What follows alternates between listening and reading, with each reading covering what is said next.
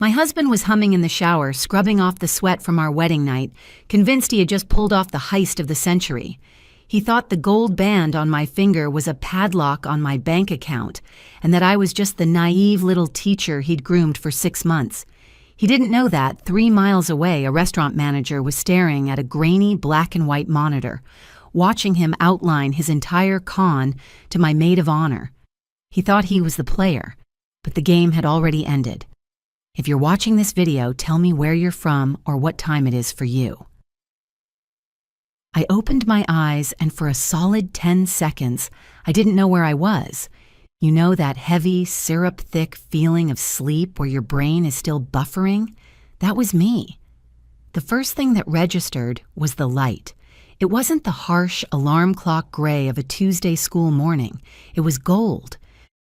Pure, filtered gold pouring in through the sheer curtains I'd bought at Target 3 years ago on clearance. It hit the dust motes dancing in the air, making them look like little floating diamonds. I stretched, my toes curling against the sheets. Egyptian cotton. 200 thread count. Nothing fancy, but they felt like silk today. I turned my head to the left. Jared. He was sprawled out on his stomach, one arm thrown over his head, mouth slightly open, letting out this soft, rhythmic snore that sounded like a cat purring. I just stared at him. I traced the line of his shoulder, the tattoo of the cog and wrench on his bicep that he was so proud of, the way his dark hair was a bird's nest of mess against the white pillowcase. Husband. I whispered the word out loud, testing the weight of it on my tongue. It felt weird. Like wearing a pair of shoes that hadn't been broken in yet, stiff but exciting. I lifted my left hand. The ring caught the sun. It wasn't a rock. We couldn't afford a rock. It was a modest band with a tiny chip of a diamond that you had to squint to see properly, but to me it looked like the crown jewels. Sienna Hayes. Mrs. Sienna Hayes. The name sounded grown up, serious, permanent. Yesterday was a blur of noise and flashes. The Velvet Garden restaurant, the smell of roasted chicken and cheap champagne, the DJ playing September by Earth. Wind and Fire 3 times because my dad wouldn't stop requesting it. I remembered the way Jared looked at me when I walked down the aisle. He had this look, shiny eyes, lips parted, like he'd never seen a woman in a white dress before, like I was the only thing in the room. I felt a squeeze in my chest, that overwhelming, terrifying fullness of being totally vulnerable with someone. I'd given him everything, my heart, my trust, and, well, access to my life. I rolled onto my back, staring at the ceiling fan spinning lazily. "We did it," I murmured to the empty room. My body ached a little, from the dancing, from the heels, from the night, but it was a good ache. The kind that reminded you that you were alive. I carefully slid out from under the duvet, trying not to wake him. The floorboards in the hallway creaked. They always creaked, specifically the third one from the door, and I froze, looking back. Jared just grunted, shifted his leg, and kept snoring. I tiptoed out, grabbing my silk robe from the chair. It slid over my skin, cool and smooth.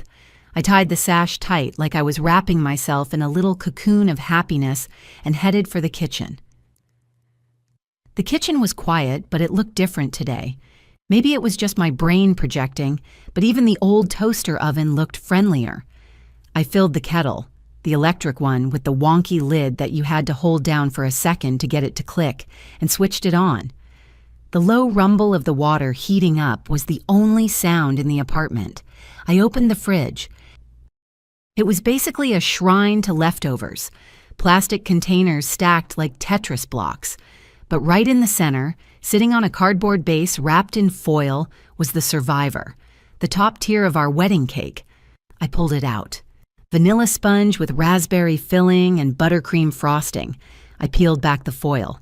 It was a bit smashed on one side, probably from when Jared's best man, Marcus, tried to juggle it into the car last night. But the 3 cream roses on top were intact. "Breakfast of champions," I muttered, grabbing a fork. I didn't bother with a plate. I sat down at the small round table by the window, tucking one leg under me. I took a bite. The frosting had formed a little sugary crust overnight, crunching slightly before melting. It was overly sweet, cloying almost, but I closed my eyes and hummed. It tasted like celebration, like victory. I was halfway through a buttercream rose when I heard the heavy thud of footsteps. Jared shuffled in. He was wearing just his boxers, the gray ones with the elastic band that was starting to fray. His hair was sticking up in 3 different directions, and his eyes were squinting against the morning sun. He stopped in the doorway, scratching his chest, and yawned so wide his jaw popped. "Morning, wifey," he croaked, his voice thick with sleep. He leaned against the doorframe, giving me that lopsided grin that had made me trip over my own feet in the bookstore 6 months ago. "Morning, husband," I shot back, pointing my fork at him. "You want some? It's technically a balanced breakfast if you count the raspberry jam as fruit." He chuckled, a low rumbly sound, and walked over. He didn't sit. He just stood behind me, wrapping his arms around my shoulders, burying his face in the crook of my neck. His stubble scratched my skin, a sensation I was still getting used to. He smelled like sleep and the faint, lingering scent of the cedarwood cologne he'd worn yesterday. He mumbled against my skin. "You smell better than the cake." "Flattery will get you a slice," I said, leaning back into him. "Seriously, are you hungry? I can make eggs, or we can just eat sugar until we pass out again." He reached over my shoulder, broke off a piece of the sponge cake with his bare fingers, and popped it into his mouth. He chewed thoughtfully. "It's good. Dry, though," he critiqued, licking crumbs off his thumb. "But yeah, yesterday was dope. Mr. Sterling? The manager guy. He said we set a record for the bar tab." "Oh, God," I groaned, covering my face. "Please tell me that was mostly your Uncle Ray." 80% Ray, 20% Lacey," Jared laughed. "Your maid of honor can drink, babe. I saw her doing shots with the bartender while you were in the bathroom." "Lacey's enthusiastic," I said, smiling at the thought of my best friend. She had been a whirlwind yesterday, fixing my veil, wrangling the guests, making sure my lip gloss was perfect. She just wanted everything to be perfect. "She's a lot," Jared said, pulling back and walking over to the kettle. "Coffee? I need caffeine before my brain actually boots up." "Please." I watched him move around my kitchen. Our kitchen now. He opened the cabinet, grabbing the mugs. He knew where everything was. It felt so domestic, so settled. For a girl who had spent the last 5 years dating guys who were afraid to leave a toothbrush at my place, this was monumental. He poured the instant coffee. We were heathens, I know, and brought the steaming mug over to me. He kissed the top of my head. "So," he said, leaning against the counter and blowing on his own cup, "how does it feel, being married to a master mechanic? Feel the power?" I laughed, rolling my eyes. "I feel the power of your ego from here, babe." He winked. "Just wait. Give me a few years. I'll have my own shop. Jared's Auto, or maybe Jared and Wife. We'll be rolling in it. Get you out of that classroom." "I like my classroom," I defended softly. "I like my kids." "Yeah, but for pennies, Sienna. Pennies." He waved a hand dismissively, but his tone was affectionate. "I'm just saying, I'm going to take care of you. You won't have to worry about a thing." I felt a warm flush in my chest. "I know," I whispered, and I believed it. I really, truly believed it. The piece lasted exactly 12 minutes. Jared had just sat down opposite me, finally awake enough to start peeling an orange, when his phone buzzed on the counter. It wasn't a text ping. It was the jarring, repetitive alarm of a call. He glanced at the screen and his eyebrows pulled together. He didn't pick it up immediately. He let it buzz twice, 3 times, vibrating against the laminate countertop like an angry bee. "Who is it?" I asked, scraping the last bit of frosting off the foil. "Shop," he muttered, wiping his hands on a napkin. He picked it up. "Yo, boss? Yeah, I'm up." I watched his face change. The sleepy, affectionate husband vanished, replaced by the serious employee. He listened for a long time, nodding, his jaw tight. "Now? Like Right now? He sighed, rubbing the back of his neck. It's Sunday, man. I just got married yesterday. No, I get it. Yeah, the transmission on the F-150, I thought Mike was handling that. He listened again, then groaned. All right, fine. Yeah, I'm coming. Give me 20. He hung up and tossed the phone onto the table with a clatter. Babe, I started, you're not seriously going in. It's the day after our wedding. He looked at me, eyes wide with apologetic panic. I know. I'm sorry, Sienna, but the boss says it's an emergency. Some VIP client needs his truck by Monday morning and Mike called out sick. If I don't go, he's going to lose his mind. Can't you say no? I pouted, feeling a childish disappointment bubble up. I had planned a day of doing absolutely nothing. Movies, leftovers, maybe a nap. I can't, he said, standing up and already moving toward the bedroom. You know how it is. I'm trying to make manager next year. I gotta show I'm reliable, solid. He disappeared into the bedroom. I heard the rustle of clothes, the jingling of his belt buckle. He came out 2 minutes later dressed in his work jeans and a fresh black t-shirt. He smelled like deodorant and urgency. He walked over, grabbed my face in his hands, and kissed me hard on the mouth. I'll be quick. 4 hours tops. I'll be back by lunch, okay? We can order pizza. Don't be mad. I'm not mad, I lied. Just disappointed. I'll make it up to you, he promised, grabbing his keys. I love you, Mrs. Hayes. Love you too, I said automatically. The front door clicked shut. The lock turned. And then, silence. I sat there with my half-eaten cake and 2 cooling mugs of coffee. The apartment felt instantly too big. The sunlight that had seemed so magical 10 minutes ago now just felt glaring, highlighting the dust on the baseboards I hadn't cleaned. I sighed, standing up to clear the table. The hum of the refrigerator seemed louder now. Whir, click, whir. I washed the mugs, scrubbing a little harder than necessary. It was fine. He was working hard for us, for our future. I shouldn't be clingy.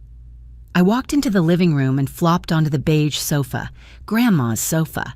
I stared at the blank TV screen, 10:45 a.m. What was I supposed to do for 4 hours?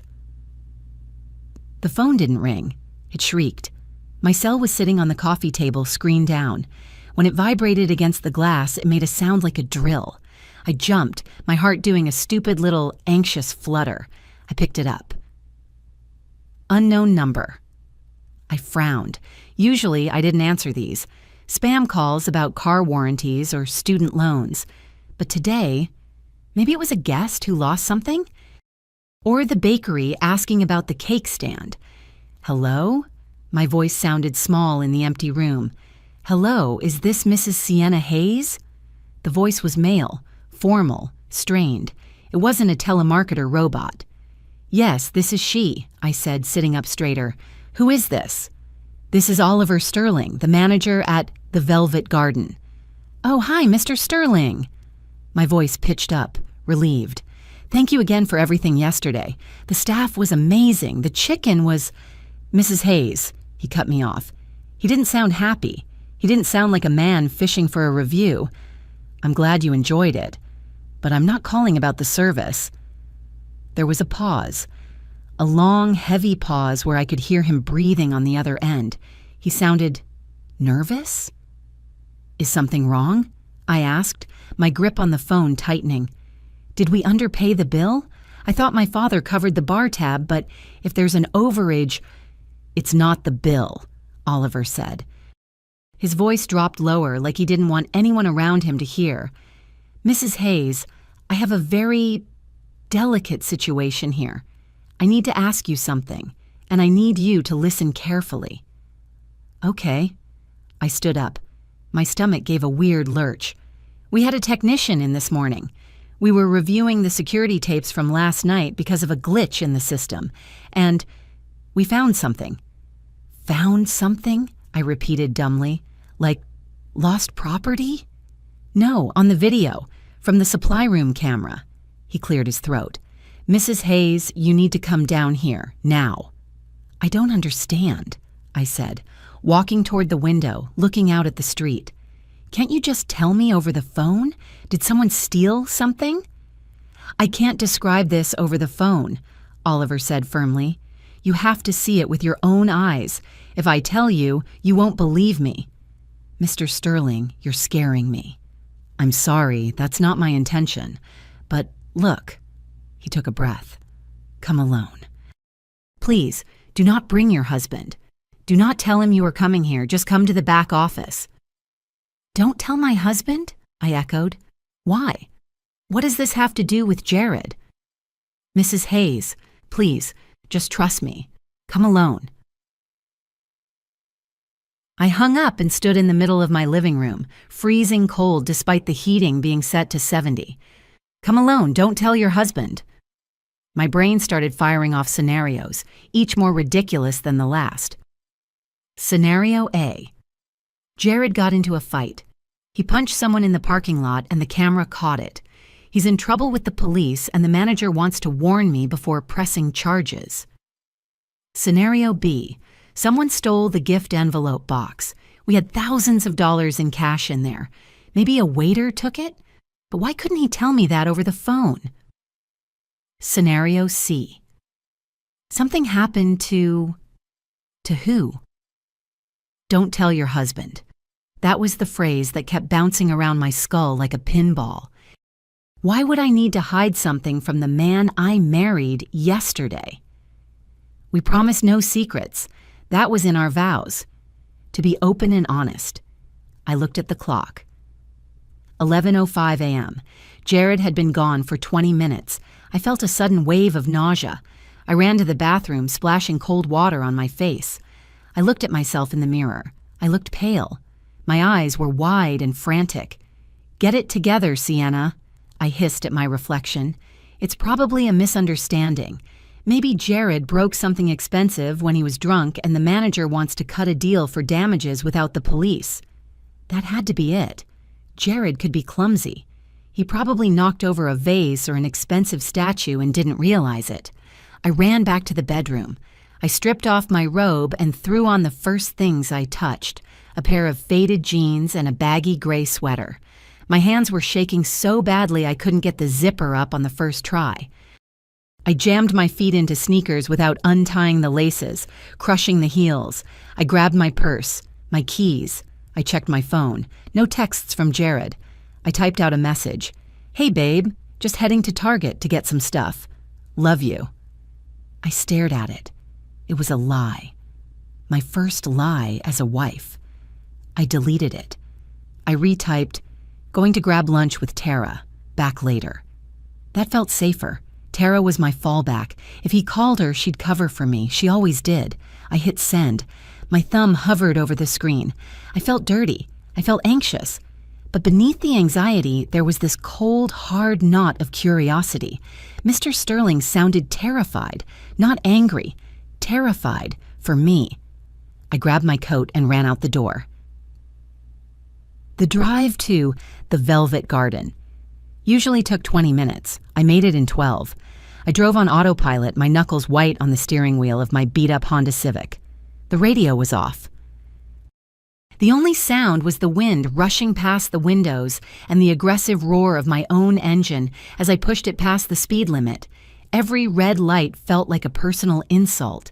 I drummed my fingers on the dashboard, biting my lip until I tasted copper. What is on that tape? When I pulled into the lot, the contrast hit me like a physical slap. Last night, this asphalt had been packed with cars, limos, people smoking in huddled groups, laughter echoing off the brick walls. Now, it was a ghost town. My car was the only one there, except for a lonely black sedan parked near the service entrance, probably Oliver's. The restaurant looked grim in the daylight.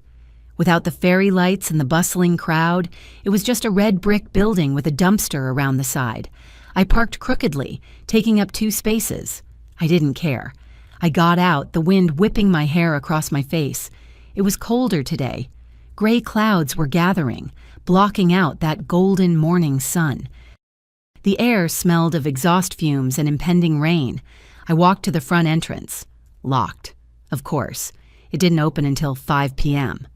I walked around to the side door, the one the staff used. It was propped open with a heavy bucket of mop water. I stepped inside. The smell hit me first. Bleach. Strong, industrial, lemon-scented bleach, masking the stale odor of spilled beer and old frying oil. The main dining hall was unrecognizable. The tables were stripped bare. No tablecloths, no centerpieces, no silverware.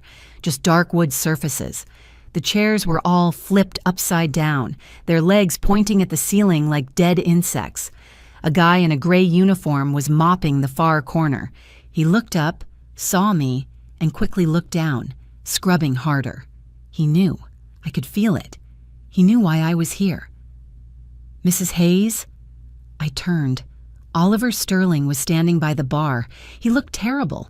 He was a polished man, usually. Crisp suits, perfect hair.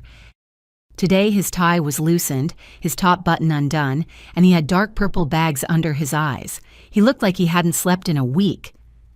"Mr. Sterling," I breathed, walking over. My voice was trembling. "I'm here. Please, just tell me what's going on." He didn't smile. He didn't offer me a water or a seat. He just nodded toward the hallway that led to the kitchen and the offices. "This way," he said quietly. "And Mrs. Hayes, prepare yourself." I followed Oliver past the bar, my sneakers squeaking on the still damp floor tiles. The sound was obnoxiously loud in the empty restaurant. Squeak, step, like a rubber duck being strangled. We pushed through the double swing doors into the kitchen. I'd never been back here before. During the tasting 6 months ago, we'd stayed in the front sipping wine while the chef brought out tiny plates of risotto. Back then, it felt glamorous. Now, in the harsh fluorescent lighting, it just looked industrial and cold. It smelled of grease trap and old onions, that heavy, stagnant kitchen smell that lingers even after a deep clean. Huge stainless steel counters stretched out like operating tables. A stack of dirty stock pots sat in the sink, soaking in gray, foamy water. "Watch your step," Oliver murmured, not looking back. He was walking fast, his shoulders hunched tight up to his ears. We turned down a narrow corridor lined with employee lockers. Some were open, revealing personal clutter, a spare apron, a stick of deodorant, a crumpled picture of a dog. It felt invasive to be here, like I was walking through the guts of the building, seeing things I wasn't supposed to see. My heart was hammering a frantic rhythm against my ribs. Thump, thump, thump. I felt lightheaded, that weird, floaty sensation you get right before you pass out. I focused on the back of Oliver's suit jacket. It was wrinkled at the bottom. He had a small lint patch on his left shoulder. "Focus on the lint," I told myself. "Just focus on the lint." We reached a door at the very end of the hall. It was a heavy fire door with a frosted glass window. Oliver stopped, his hand hovering over the handle. He took a deep breath, his chest expanding visibly, then let it out in a long, shaky sigh. "Mrs. Hayes," he said, turning to face me. The fluorescent light buzzed overhead, flickering slightly, casting harsh shadows under his eyes. I want you to know. I debated calling you. I almost just deleted it. I didn't want to ruin your life." Ruin my life. The words came out as a whisper.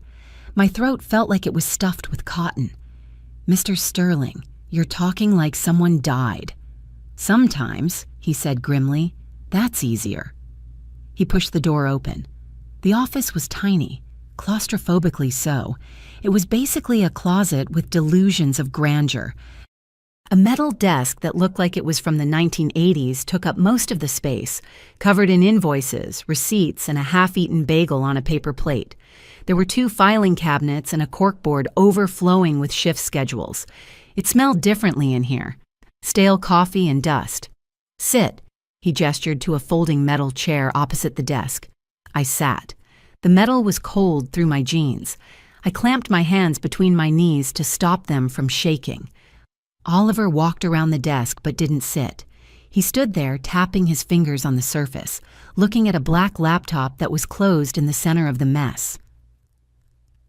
"So," Oliver started, his voice tight. He adjusted his glasses, pushing them up his nose. "Here's what happened.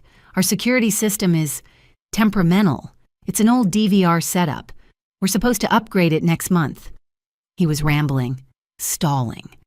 "Yesterday around 8 p.m. we got a disk-full error on the main server. The tech came in this morning to swap the drives and reboot the system. Standard procedure.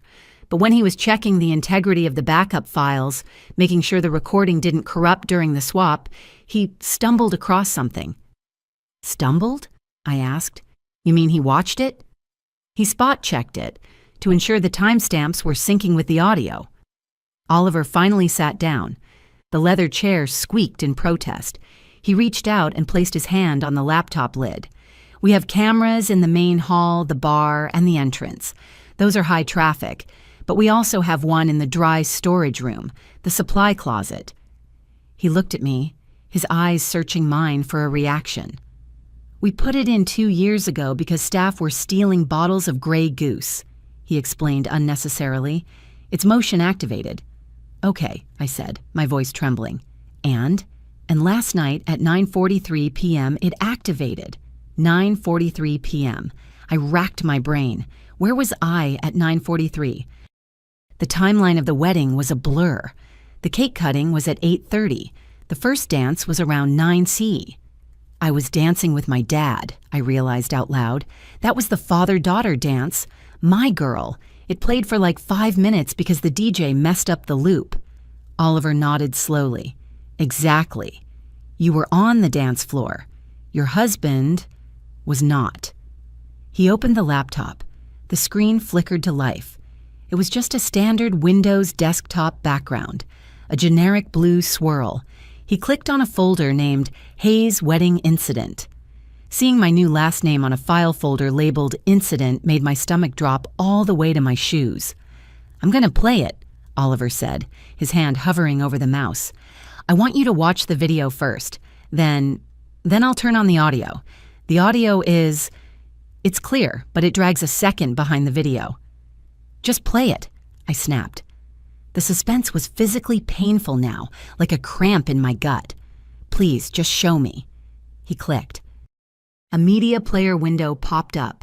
The screen was grainy, black and white, shot from a high angle.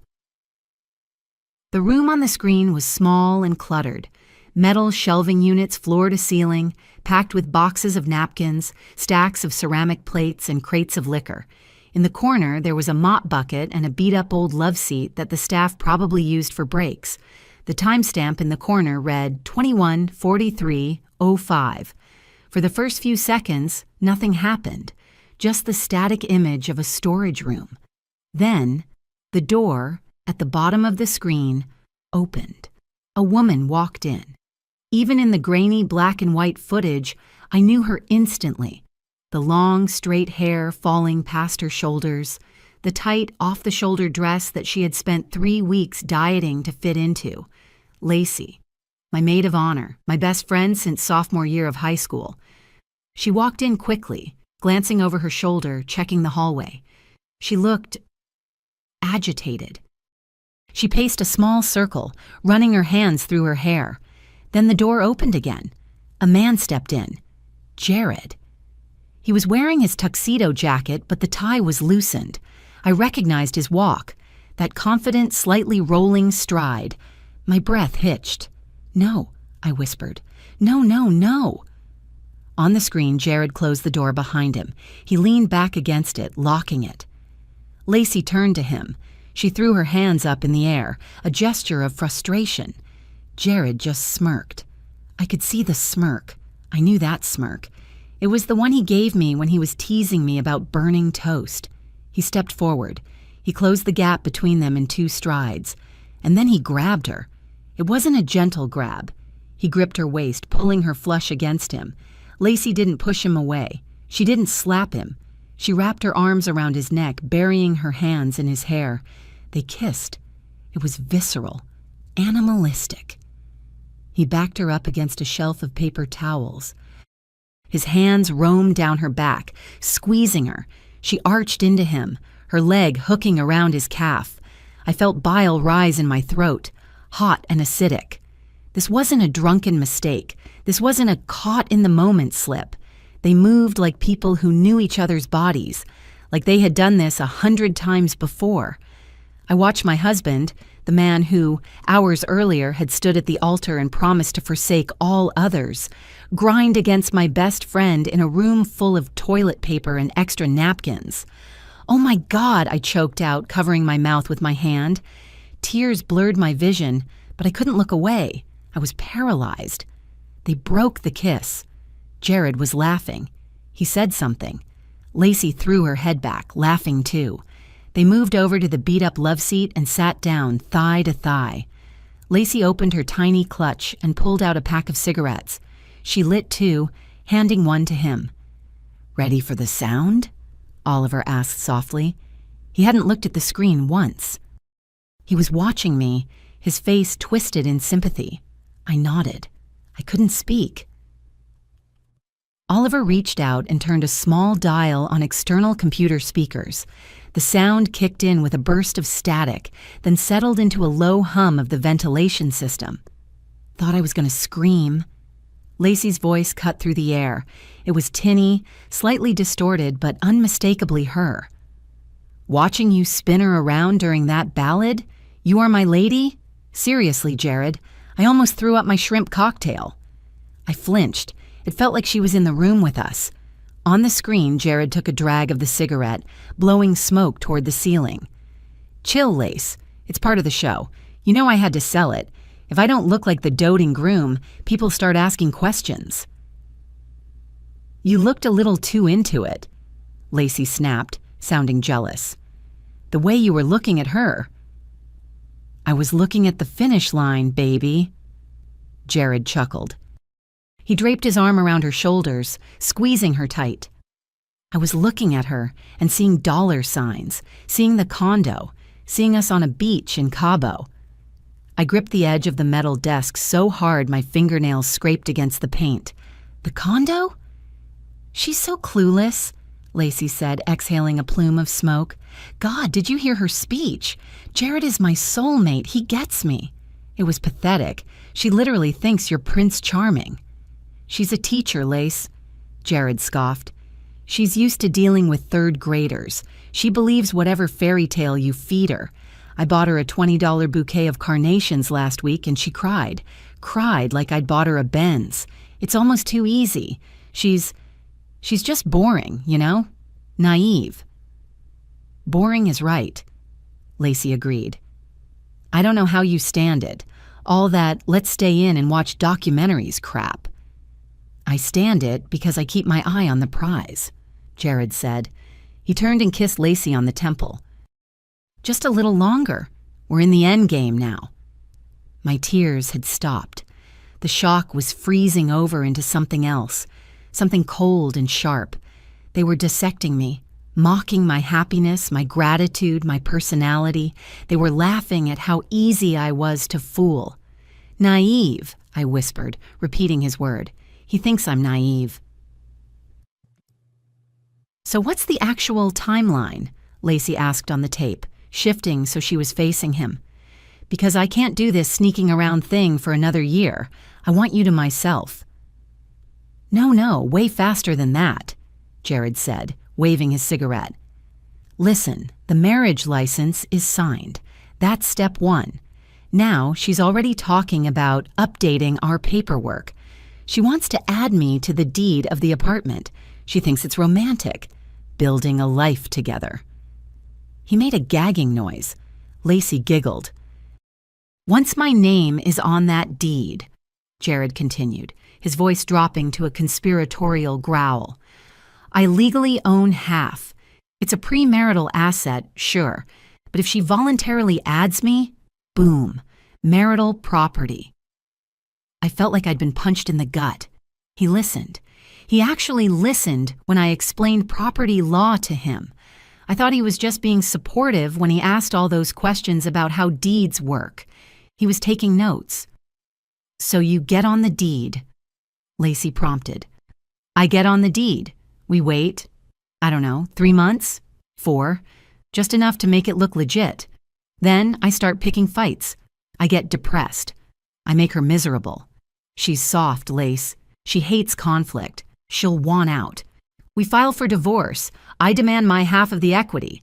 The condo is worth what? $450? At least, Lacey said greedily. So I walk away with $200,000, or we force a sale.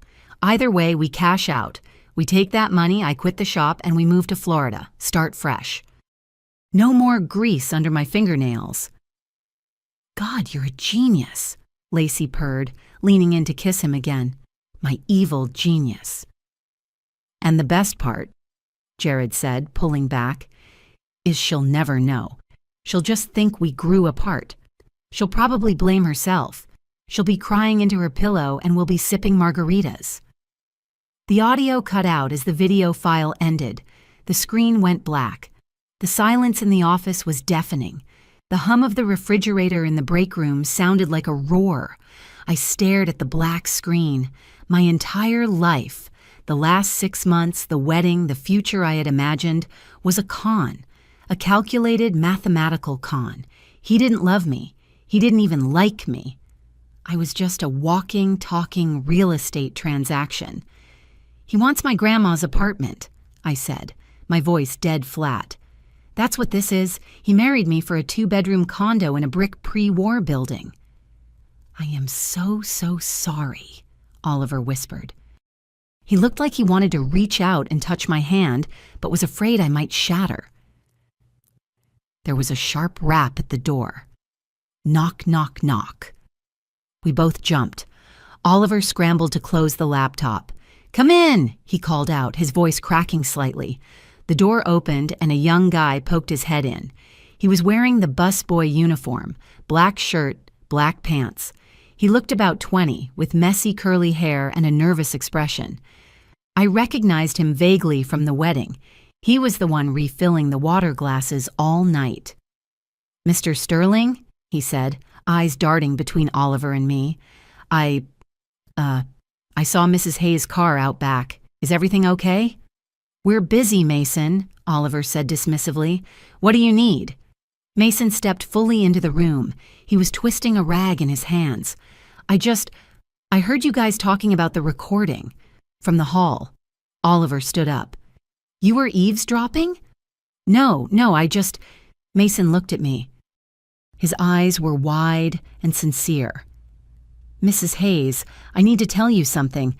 I was scared to say it last night because, it was your wedding and I didn't want to get fired for starting drama. What is it, Mason?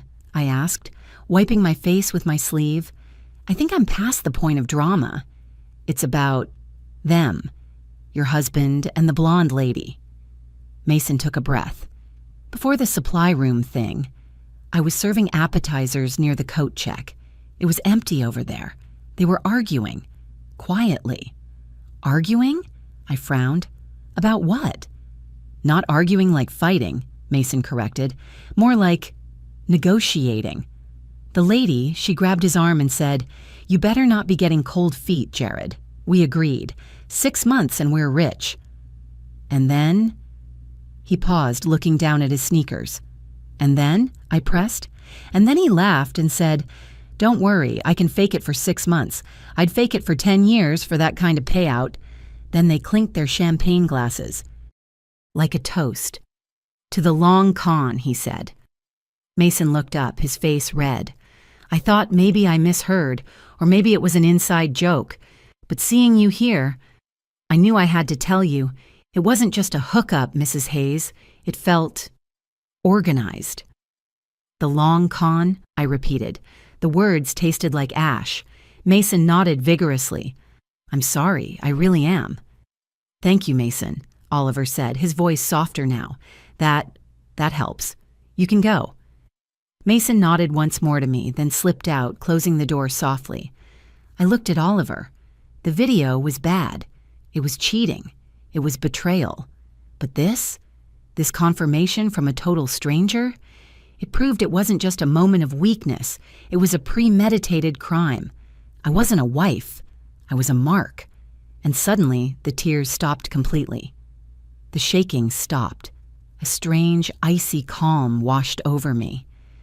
"Mr. Sterling," I said, standing up. I smoothed down my oversized gray sweater. "I need a copy of that video. And I need a favor." Oliver didn't ask questions. He opened the desk drawer. It stuck halfway, rattling loudly, and pulled out a small gray USB drive. It looked innocuous. Just a piece of cheap plastic you'd buy in a 3-pack at an office supply store. He plugged it into the laptop. The computer chimed. He dragged the file, Tiki Hayes wedding incident, onto the drive. A little progress bar appeared on the screen. Copying 45%, 68%, 99%. I stared at that green bar. That was my marriage. That was my future. Converting into megabytes and transferring onto a stick I could hold in my fist. "Done," Oliver said softly. He ejected the drive and held it out to me. I took it. It was warm from the computer port. I closed my fingers around it, squeezing until the sharp edges dug into my palm. It felt heavy, like I was holding a live round of ammunition. "Thank you," I said. My voice sounded robotic. "For showing me. For not deleting it." "I have a daughter," Oliver said, standing up and buttoning his jacket, trying to regain some of his professional composure. "She's 22. If someone did this to her, I'd want to know. I'd want to burn the world down." "I don't want to burn the world down, Mr. Sterling," I said, turning toward the door. "Just his world." The walk back through the restaurant felt like a fever dream. The kitchen was still loud. The dishwasher was running now, a rhythmic swishing sound, but the hallway seemed to stretch out endlessly. I walked past the lockers, past the prep tables, past the spot where I'd entered 20 minutes ago as a confused wife. I exited through the side door into the parking lot. The wind had picked up. It slapped my face, cold and biting. The gray clouds were heavier now, low and oppressive. I walked to my car. My legs felt disconnected from my body, like I was wading through waist-deep water. I unlocked the door, the beep-beep of the alarm chirping cheerfully in the empty lot. I sat in the driver's seat and locked the doors immediately. Click.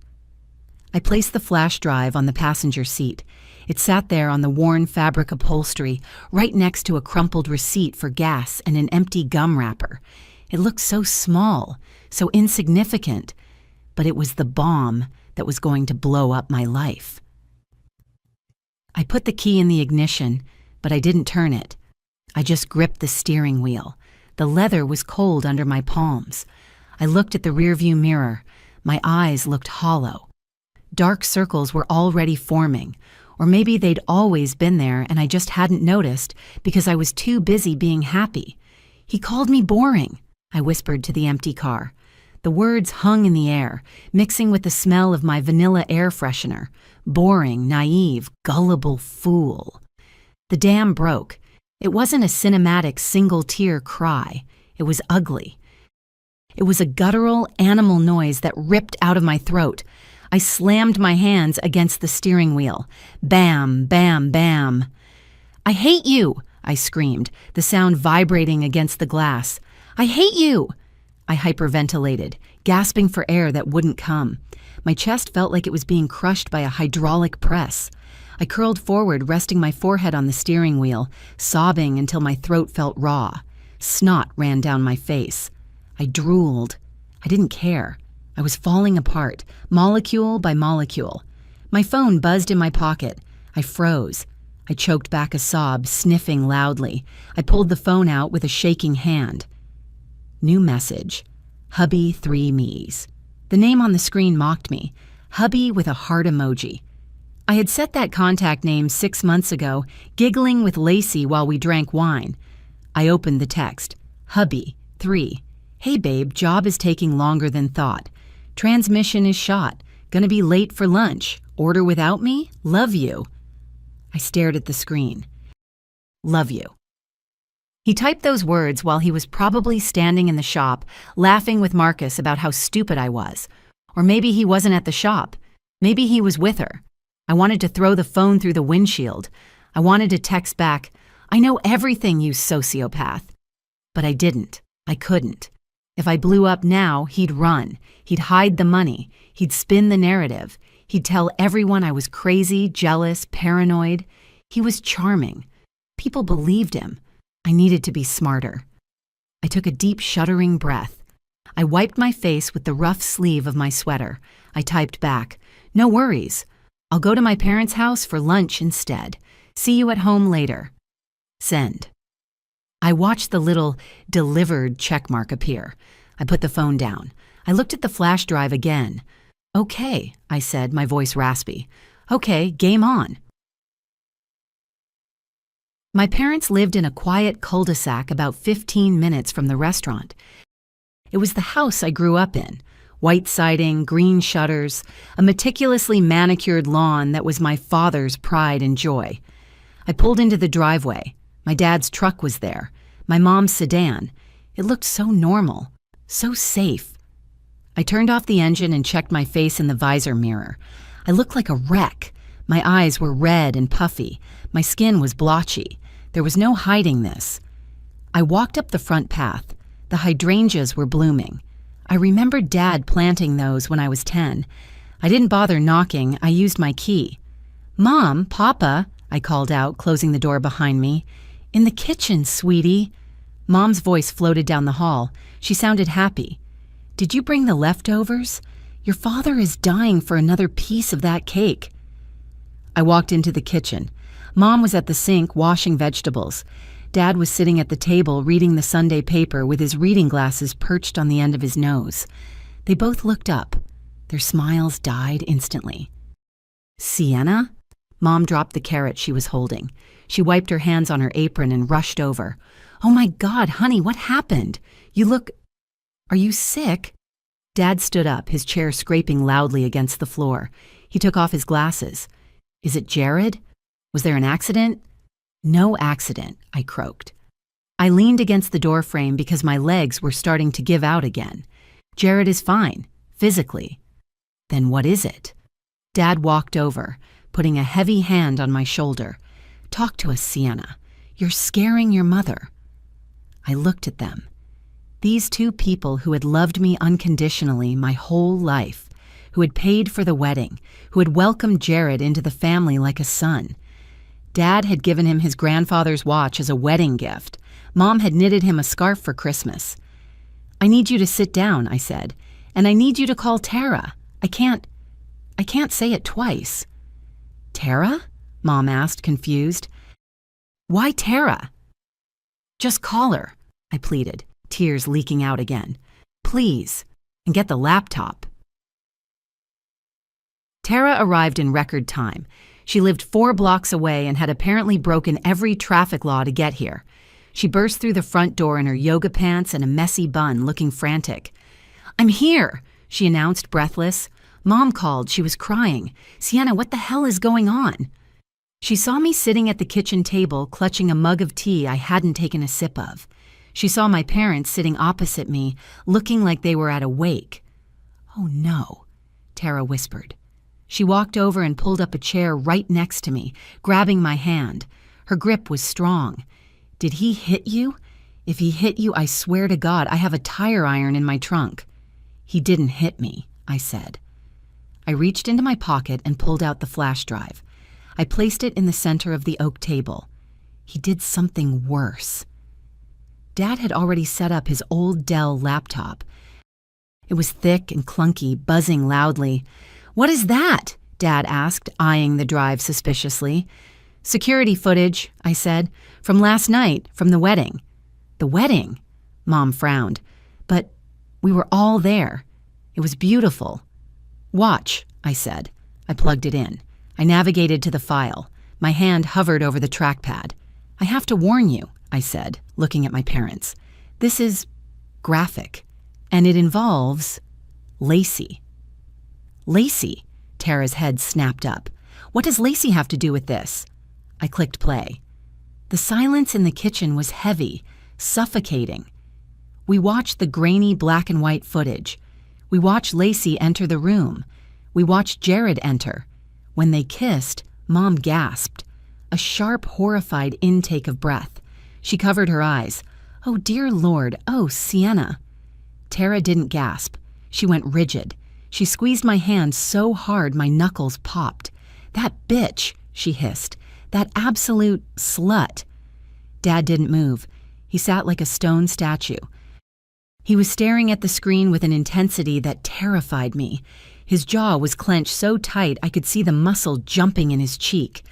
Then the audio started. We listened to them laugh. We listened to them call me boring. We listened to Jared explain the plan to steal the condo. Gullible fool. Give it 2 weeks and she'll run to the county clerk herself. When Jared's voice said those words, Mom started to sob. Quiet, heartbroken sobs. She wasn't crying for herself. She was crying for me. She reached across the table and grabbed my other hand, but I was watching Dad. His face had turned a dark, dangerous shade of red. The veins in his neck were bulging. He wasn't blinking. She was lonely. No man. Works at the school for pennies. The video ended. The screen went black. For 10 seconds, nobody breathed. "I'm going to kill him," Dad said. It wasn't a shout. It was a statement of fact. Calm, deadly. He stood up slowly. He walked over to the hook by the back door where he kept his keys. "Frank," Mom wept. "Frank, stop. Don't." "I'm going to drive over to that shop," Dad continued, checking his pockets for his wallet. "I'm going to walk in there, I'm going to drag him out from under whatever car he's working on, and I am going to beat him until he can't walk." "Dad!" I stood up. "Dad, sit down." "He scammed you, Sienna," Dad roared, spinning around. It was the first time he'd ever raised his voice like that in my presence. "He didn't just cheat, he plotted. He came into my house, ate my food, shook my hand, and plotted to rob my daughter. He's a predator." "Frank, you'll go to jail," Mom cried, standing up to grab his arm. He shook her off gently but firmly. "I don't care," Dad spat. "Some things are worth jail." "I care," I shouted, slamming my hand on the table. The tea mug jumped and spilled brown liquid onto the lace tablecloth. Everyone froze. "I care," I repeated, my voice shaking but louder now. "If you go beat him up, Dad, what happens? You get arrested for assault. He sues us. He plays the victim. He tells everyone his crazy father-in-law attacked him. He spins it so he is the one who was wronged, and he still tries to take the apartment." Dad stood by the door, his chest heaving. "So what? We just let him get away with it? We call a lawyer and quietly divorce him?" "No," I said. I felt a change in my chest. The heartbreak was calcifying into something harder, something jagged. "I don't want to just divorce him, and I don't want you to beat him up." I walked over to Dad and took his keys out of his hand. "Physical pain heals," I said coldly. "A black eye fades in 2 weeks. A broken rib heals in 6. I don't want to hurt his body, Dad." I looked back at the laptop screen. "I want to destroy his life," I said. "I want to destroy his reputation. I want to humiliate him so badly that he can never show his face in this town again. I want him to lose his friends. I want him to lose his parents' respect. I want him to have nothing." Tara stood up slowly. A dark, wicked smile spread across her face. "Okay," she said. "Now you're speaking my language." We sat back down. The mood had shifted. It wasn't awake anymore. It was a war room. "So," Tara said, pulling a notepad out of her oversized purse. She uncapped a pen with a sharp click. "How do we nuke him?" "We have the tape," Dad said, drumming his fingers on the table. "We could post it online, Facebook, tag his employer." "Too messy," I shook my head. "If I post it, I look like the bitter ex-wife airing dirty laundry. People might think it's deep-faked or edited, and it gives him time to come up with a lie before everyone sees it." "We need an audience," Mom said unexpectedly. She wiped her eyes and straightened her posture. "We need witnesses. Credible witnesses." "Exactly," I said. I looked at the flash drive. Jared loves an audience. He loves being the center of attention. He loves being the king of the party. Remember what he said on the tape? It's part of the show? So let's give him a show, Tara said, her eyes narrowing. The restaurant, I said, the idea forming fully in my mind. Oliver, Mr. Sterling, said the projector is still set up. He asked if I wanted to come back. A second reception? Tara asked. Like a day after brunch? A second day party, I corrected. We invite everyone back, the wedding party. His parents, my colleagues, his buddies from the shop.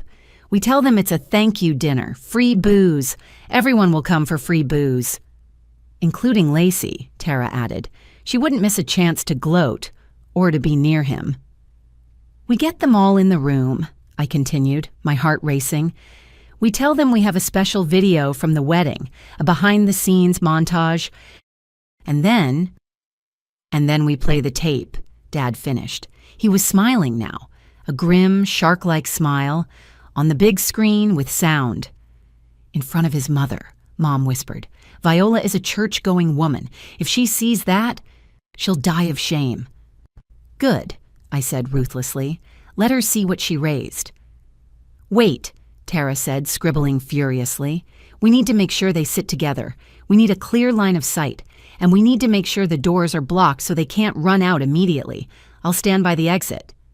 I'll stand by the projector, Dad said. Make sure he doesn't try to unplug it. Can you do this, Sienna? Mom asked, reaching for my hand again.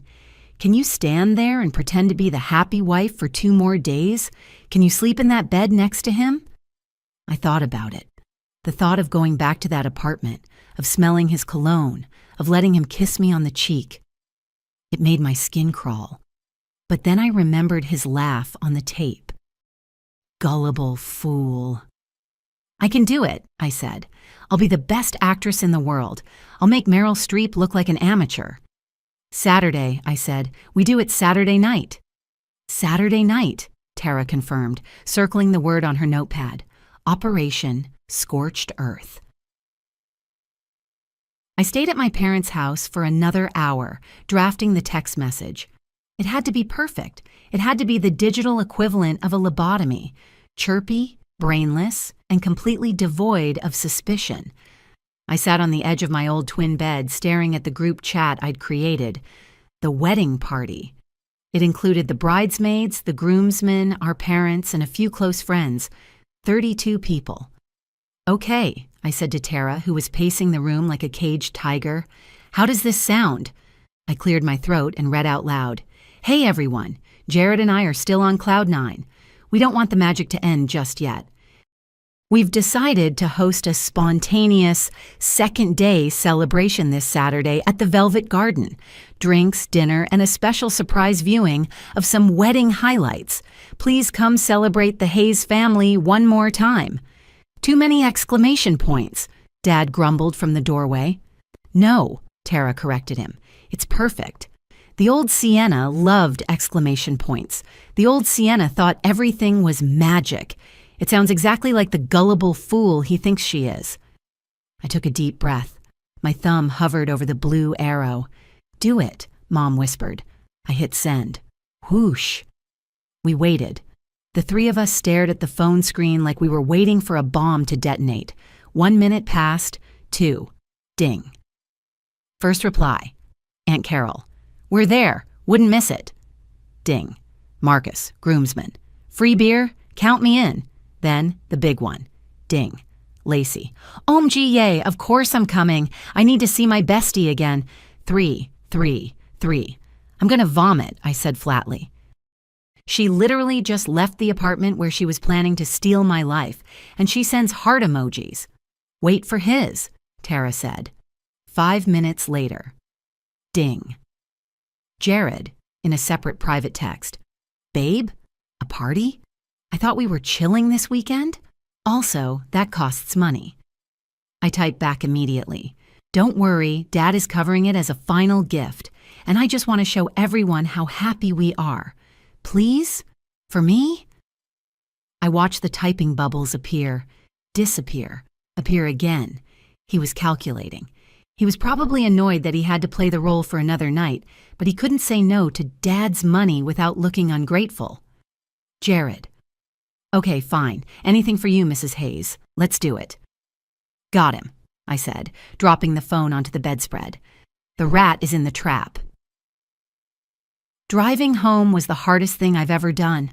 Harder than the bar exam. Harder than burying my grandmother. I pulled into our parking spot around 4:30 p.m. Jared's truck was there. He was home. I sat in the car for a full 2 minutes, practicing my breathing. In for 4, hold for 4, out for 4. I checked my eyes in the mirror. I'd used Vicine, but they were still a little glassy. I rubbed them hard, making them look irritated rather than sad. Showtime, I whispered. I walked up the stairs. I unlocked the door. Jared was on the couch, feet up on the coffee table, a beer in his hand. He was watching a college football rerun.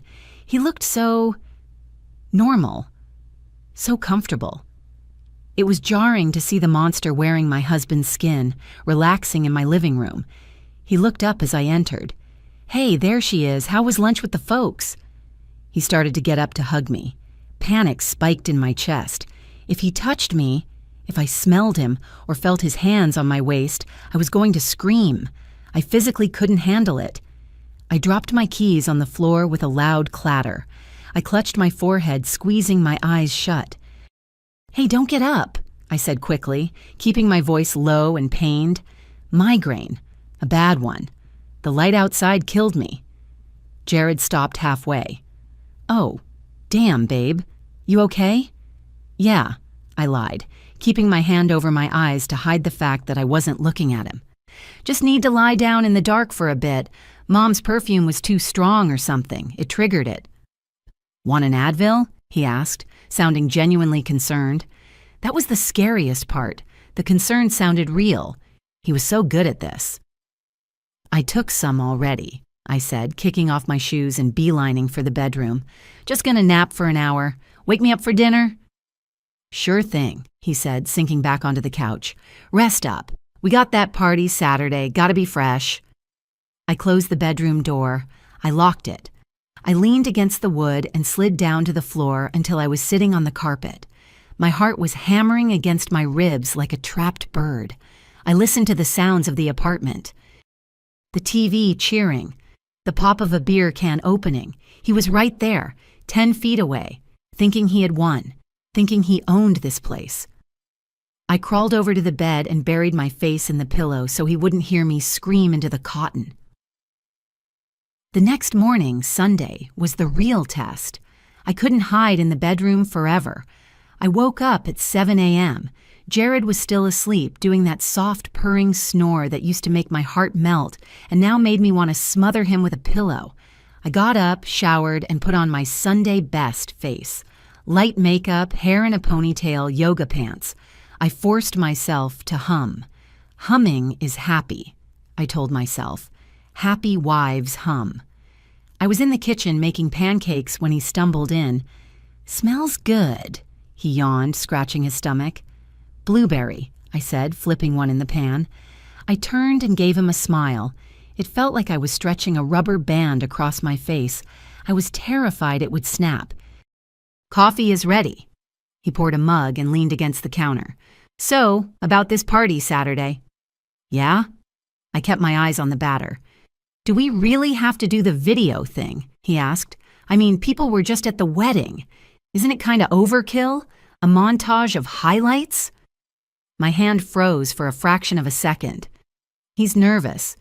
He doesn't want people looking too closely. I turned around, spatula in hand, and put on my best wide-eyed, innocent expression. But Jared, I said, pouting slightly, it's mostly for you. My dad hired a videographer to edit a special reel of your speech and the garter toss. He said you looked like a movie star. I wanted to show everyone how handsome my husband is. Ego. It was his Achilles heel. Jared's expression softened. He preened a little, standing straighter. Movie star, huh? Frank said that? He said you have leading man energy. I lied through my teeth. Dad had actually said he had weasel energy, but close enough. Plus, it's a chance to wear the suit again. You know how much I love you in that blue suit. Jared smirked. Well, if it's for the fans, Exactly, I said, sliding a pancake onto a plate. Eat up, movie star. His phone buzzed on the counter. He glanced at it, then quickly flipped it face down. Who's that? I asked casually, pouring syrup. Just spam, he said quickly. Extended warranty crap. I knew it was Lacey. I knew because I'd seen her name pop up on the preview for a millisecond before he flipped it. Lacey, miss you already. Last night was boring without you. I took a bite of my pancake. It tasted like cardboard ash, but I chewed and swallowed. So, I said, what are your plans for today? Thinking of heading to the shop for a bit, he said, avoiding my eyes. Catch up on some paperwork so I'm free next weekend. On a Sunday? I asked. Manager track, babe, he said, giving me a wink. Gotta put in the hours. Okay, I said. You go be a hero. Go be with her, I thought. Go give me time to search the apartment. On Monday, I called in sick. I told the vice principal I had food poisoning from the honeymoon. She bought it instantly. As soon as Jared left for work, legitimately this time, I checked his location on the Find My Friends app he'd insisted we share. I drove to the Velvet Garden. The restaurant was closed on Mondays, but Oliver's car was there. I knocked on the glass. He let me in. Mrs. Hayes, he said. He looked better today, shaved, tie straight. He looked like a general preparing for battle. Are you ready? I'm ready, I said. Is the equipment set up? Come see. We walked into the main hall. He had set up a large projector screen in the center of the room, right in front of where the head table would be. The projector itself was on a rolling cart, hooked up to a sound system that looked like it belonged at a Metallica concert. I rented extra speakers, Oliver said grimly. I want to make sure the people in the back row can hear every whisper. Good, I said. Can we test it? He plugged in the laptop.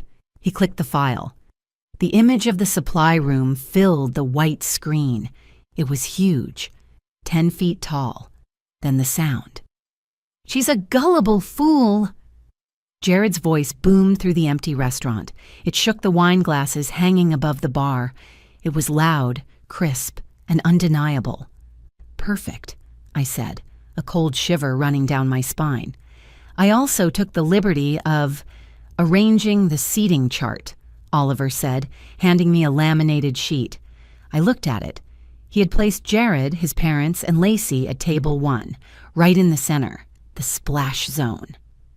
My parents, Tara, and I were at table 2, slightly to the side with a clear view of table 1's faces. And the doors? I asked. I've instructed the staff, Oliver said. Once the video starts, the waiters will accidentally block the side exit with a busing cart. The main doors have a heavy latch. It'll take a good 10 seconds to open, enough time for everyone to see the kiss. You're evil, Mr. Sterling, I said, looking at him with genuine admiration. I just hate bullies, Mrs. Hayes, he replied, and liars. I looked at the screen one last time. Saturday is going to be a massacre. Tuesday afternoon, I left school early. I had an appointment with a lawyer Tara recommended, a woman named Evelyn Shark who allegedly ate cheating husbands for breakfast. I sat in her office, surrounded by mahogany bookshelves. So, Evelyn said, looking over the notes I'd sent her, you want to file for divorce, but you want to serve him at the party? No, I said. That's too theatrical. I want to serve him the Monday after, but I need to make sure he can't touch the apartment. He mentioned on the tape that he wants me to add him to the deed. Evelyn adjusted her glasses. Has he presented you with any paperwork yet? Not yet, I said, but I found a folder in his nightstand yesterday when I was cleaning. It had a quitclaim deed inside, partially filled out. Evelyn's eyes narrowed. Did you touch it? I took a picture of it, I said, sliding my phone across the desk, and I put it back exactly where it was. Evelyn scrolled through the photos. Smart girl, this proves intent to defraud. If he tries to claim any equity, we show this to a judge along with the video transcript. It shows a premeditated scheme to acquire assets through marriage. So the condo is safe? Ironclad, Evelyn said. It's premarital property. Unless you sign that paper, he gets zero. In fact, given the duration of the marriage, less than a week, he's entitled to absolutely nothing. No alimony, no asset split. Good, I said. But I want more. More? I want to sue him for the cost of the wedding, I said. My father paid $30,000 for that party. Jared entered the contract of marriage in bad faith. It was fraud. Evelyn smiled. It was a terrifying smile. Fraudulent inducement. It's a high bar to clear, but with that video, we can certainly threaten it. We can bury him in so much litigation he'll be working at that auto shop until he's 90 just to pay the legal fees. Draw it up, I said. All of it. I walked out of the office feeling lighter. The law was a shield. The video was a sword. I was fully armed. Saturday, 5 p.m. The apartment was quiet. Jared had left early to help set up at the restaurant, which really meant he was going to meet Lacey for a quick pre-game smoke in the parking lot. I stood in front of the full-length mirror in the bedroom. On the bed lay the dress, the white lace A-line gown I had worn exactly 7 days ago. It had been dry cleaned, wrapped in plastic. I ripped the plastic off. I stepped into it. I pulled the zipper up. It was tight. Stress eating hadn't helped my waistline this week, but it zipped. I looked at myself. A week ago, I looked at this reflection and saw a bride. I saw hope. I saw a future mother, a partner, a lover. Now, I saw a ghost. I applied my makeup differently this time. Sharper eyeliner, red lipstick instead of the soft pink I'd worn at the wedding. This wasn't a bridal look. This was a war paint. I put on the earrings Jared had given me for my birthday. Cheap cubic zirconia that he swore were real diamonds. I knew they were fake now. Everything was fake. My phone buzzed. Text from Tara. We are in position. Guests are arriving. Dad is guarding the projector like a pit bull. Text from Oliver. System is green. Waiting for your signal. I took one last look at the room, the bed where we slept, the nightstand where he hid the deed paperwork. The photo of us on the dresser smiling on a beach. I reached out and tipped the photo frame over. Face down. Goodbye, Sienna, I whispered to the girl in the mirror. You were sweet, but you were weak. I grabbed my purse, checking that the flash drive was still in the side pocket, my backup copy just in case. I walked out the door, the train of my dress swishing softly against the floor. I didn't lock the door.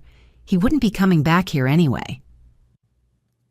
I walked into the velvet garden at 6:15 p.m. The sun was setting, casting long, bloody streaks of orange across the parking lot. Inside, the lights were dimmed to a romantic amber hue. Oliver's touch. It looked intimate. It looked expensive. The room was already buzzing. About 40 people were there, a mix of family, friends, and the shop guys, Jared's loud, beer-drinking entourage. I paused at the entrance, gripping my clutch purse like a weapon. I was wearing the dress. The white lace caught the light. "Sienna!" Aunt Carol shrieked from the bar, waving a glass of Pinot Grigio. "Oh, honey, you look just as beautiful as last week." I pasted on the smile. It felt like a ceramic mask, hard and brittle. "Thanks, Aunt Carol. Glad you could make it." I scanned the room. Jared was in the center near the buffet table. He had a skewer of chicken satay in one hand and a bottle of Miller Lite in the other.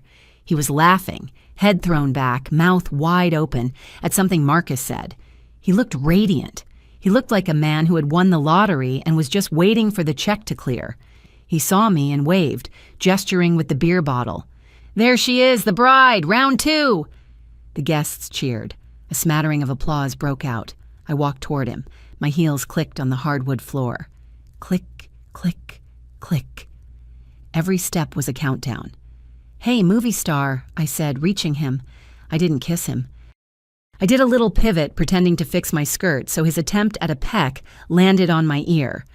"Babe, this spread is awesome," Jared said, chewing loudly. "Your dad really went all out. Shrimp cocktail again?" "Only the best for you," I said sweetly. We wanted to make sure you felt appreciated." "I feel it," he grinned, wiping grease off his lip with the back of his hand. "Definitely feel it." I looked over his shoulder. Dad was standing by the projector cart in the corner. He wasn't mingling. He was standing with his arms crossed, staring at Jared with the intensity of a sniper. Mom was sitting at table 2, twisting a napkin into shreds. "Where's Lacey?" I asked, keeping my voice light. Bathroom, I think," Jared said, shifting his weight. He glanced quickly toward the side exit. "She just got here." "Great," I said. "I should go say hi." I found her near the dessert table, eyeing the cannolis. Lacey looked spectacular. I had to give her that. She was wearing a red dress, bright, aggressive scarlet, that was cut so low it was practically a hazard. It was a bold choice for a casual second reception. It was a look-at-me dress. "Lace," I called out. She turned. Her smile was instantaneous and dazzlingly fake. "Sienna! Oh my God, look at us! Wearing the wedding dress again? Bold move." "I just couldn't let go of the magic," I said, stepping into her personal space. She hugged me. It was a loose, air kiss hug. She smelled of vanilla perfume and stale cigarette smoke, the exact same mix from the supply room video. It triggered a gag reflex I had to physically swallow down. "So," Lacey said, pulling back and looking me up and down. Her eyes lingered on my waist, critical. "You look tired, babe. The honeymoon phase exhausting you already?" The audacity. She was standing there, eating my food, drinking my dad's wine, and criticizing my complexion while sleeping with my husband. "It's been a busy week," I said, staring right into her pupils. "Lots of paperwork, lots of planning for the future." "Paperwork? Ugh." Lacey rolled her eyes, picking up a cannoli. "Boring. You need to relax. Maybe let Jared handle the boring stuff?" "Oh, he's trying," I said. "He's very eager to help with the assets." Lacey smirked, a tiny microscopic twitch of her lips. "He's a good guy. You're lucky, Sienna. Don't take him for granted." "I won't," I promised. "I intend to give him exactly what he deserves tonight." "Aw," she cooed. "That's sweet." She bit into the cannoli, cream squishing out the side. "Enjoy the show, Lacey," I said, turning away before I slapped the pastry out of her hand. 7:15 p.m. I caught Oliver's eye from across the room. He was standing by the sound system, hand hovering over the volume knob. He nodded once. I walked to the center of the room, right in front of the massive white screen.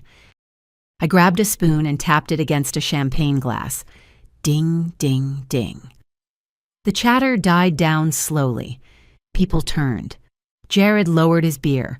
Lacey leaned against a pillar, looking bored. "Hi, everyone," I said. My voice didn't shake. I felt incredibly, strangely calm. It was the calm of the executioner. "Thank you all for coming back tonight," I started, projecting my voice to the back of the room. "I know it's unconventional to have a second-day party, but honestly, the wedding went by so fast, it was a blur." Jared smiled, raising his bottle in a silent toast. "I wanted to slow things down," I continued. "I wanted to take a moment to really look at the people in this room, to appreciate the relationships we have, the loyalty, the trust." I looked directly at Jared, then at Lacey. "My dad hired a videographer to capture the candid moments," I lied. "The moments we missed while we were busy dancing, and when we watched the footage, well, we realized there was a side to this wedding that absolutely had to be shared." "Woo, movie star!" Marcus shouted from the back. A few guys laughed. "Exactly," I smiled. "So, without further ado, I present the real story of our wedding day." I stepped aside. I looked at Oliver. "Hit it." The lights in the restaurant dimmed to near blackness. The only illumination came from the projector beam cutting through the dust motes in the air. The screen flickered. Blue light. Then, the image resolved. It wasn't a montage of dancing. It wasn't a slow-motion shot of the cake cutting. It was the supply room. Grainy. Black and white. High contrast. A murmur of confusion rippled through the room. "What is this?" someone whispered loudly. "Is this the kitchen?" "Shh," someone else hissed. On screen, the door opened. Lacey walked in. The real Lacey, standing 5 feet away from me, dropped her plastic plate. Clatter. A cannoli rolled onto the floor. She froze, her eyes going wide. Then, on screen, Jared walked in. In the room, the real Jared chuckled nervously. What the hell is this? Sienna?" "Just watch, babe," I said, my voice cutting through the dark. "It's the best part." On screen, they kissed. It was giant, 10 feet high. The image was undeniable. Jared's hand on her hip, her leg wrapping around him, the desperate, hungry way they mauled each other. The room gasped. It was a collective, sucked-in breath that sounded like the air leaving a tire. "Oh my God!" Aunt Carol shrieked. "No," Viola, Jared's mother, whimpered. No, that's not." Jared stood up. His chair scraped violently against the floor. "Turn it off," he shouted, waving his arms. "Turn it off. It's a mistake. It's a deep fake." "Sit down, Jared," Dad's voice boomed from the corner. "Turn it off." Jared lunged toward the projector cart. Dad stepped in front of him. My father is 60, but he played linebacker in college. He shoved Jared back with one hand, hard enough that Jared stumbled into a waiter. "You watch," Dad snarled. "You watch every second." Then the sound kicked in. Oliver had cranked the bass. "Thought I was going to scream," Lacey's voice thundered. "Watching you spin her around, almost threw up my shrimp cocktail." The room went deathly silent. The only sound was the speakers and the heavy breathing of 40 shocked people. Lacey tried to bolt. She made a run for the side door. Tara stepped out from behind a curtain, crossing her arms. She blocked the exit. "Going somewhere, bestie?" Tara asked loudly. "Movie's not over." Lacey stopped, looking trapped. She backed up against the wall, her face pale beneath her makeup. On screen, I was looking at the finish line, baby, seeing dollar signs, seeing the condo. Jared's face was draining of color. He looked from the screen to me, then to his parents. He looked like a trapped animal. "She's so clueless," the video Lacey sneered. "She literally thinks you're Prince Charming." "She's a teacher, Lace," video Jared scoffed. "She believes whatever fairy tale you feed her. She's just boring, you know? Naive." I saw Mrs. Hollingsworth, my vice principal, stand up. She looked furious. She looked ready to give him detention in hell. Then came the financial part. "Once my name is on that deed, I legally own half. We wait 3 months. Force a sale, cash out." "You son of a bitch!" The scream came from Elijah, Jared's father. He stood up, knocking his chair over. He was trembling. "You scammer, you dirty scammer." "Dad, no, listen," Jared stammered, holding his hands up. "It's edited. It's out of context." "She'll never know." Video Jared laughed. "She'll be crying into her pillow and we'll be sipping margaritas." The video ended. The screen went black. The lights slammed back onto full brightness. It was blinding. For a second, nobody moved. The tension was so thick it felt like the air pressure had dropped. Then Elijah moved. He walked up to Jared. He didn't look like a father. He looked like a judge. "Dad, please," Jared pleaded, sweat pouring down his face. "Let me explain. It was a joke. We were role-playing." Smack. The sound of the slap was louder than the speakers. It echoed off the walls. Jared's head snapped to the side. He stumbled back, clutching his cheek. "Don't you lie to me," Elijah roared, pointing a finger in his face. "I raised you better than this. You steal from this girl? You steal from her family? You are no son of mine." Viola was sobbing into her napkin, unable to even look at him. I walked forward. The crowd parted for me. I walked right up to the table where Jared was cowering. I looked him in the eye. He looked small. He didn't look like a movie star. He looked like a greasy mechanic who got caught with his hand in the till. "Sienna," he whispered. "Babe, please, we can fix this. I was drunk. She came on to me." "Shut up," I said. My voice was quiet, but in the silent room it carried perfectly. I slowly slid the gold band off my finger. I held it up. It caught the light one last time. "You wanted the apartment," I said. "You wanted the cash out. You wanted the easy life." I dropped the ring. It hit his empty dinner plate with a sharp clink. "You get nothing," I said. "My lawyer has the video. She has the text messages. She has the photo of the deed you hid in the nightstand. If you come near me, if you come near my property, I will sue you until you don't even own the shirt on your back." "Sienna." "Get out," I said. "Get out," my dad shouted. "Get out," Marcus shouted from the back. Suddenly, the whole room was chanting it. "Get out! Get out!" Jared looked around, realized he had no allies, and bolted. He ran for the main doors, fumbling with the latch for an agonizing 10 seconds while everyone booed him. He finally got it open and disappeared into the night. I turned to Lacey. She was shrinking against the wall, trying to make herself invisible. "Tara," I said. "Let her go." Tara stepped aside with a mock bow. Lacey scuttled toward the door, her high heels clacking frantically. As she passed the tables, people literally turned their backs on her. It was the coldest, most beautiful thing I'd ever seen. She ran out the door after him. I stood there in the center of the room, in my wedding dress, alone. But I didn't feel lonely. My dad walked up and wrapped his huge arms around me. Mom joined in. Tara joined in. Oliver gave me a thumbs up from the sound booth. I took a deep breath. The air smelled of victory. Update, 3 months later. It's been 90 days since the red wedding, as Tara calls it. The divorce was finalized last week. Jared didn't even show up to the hearing.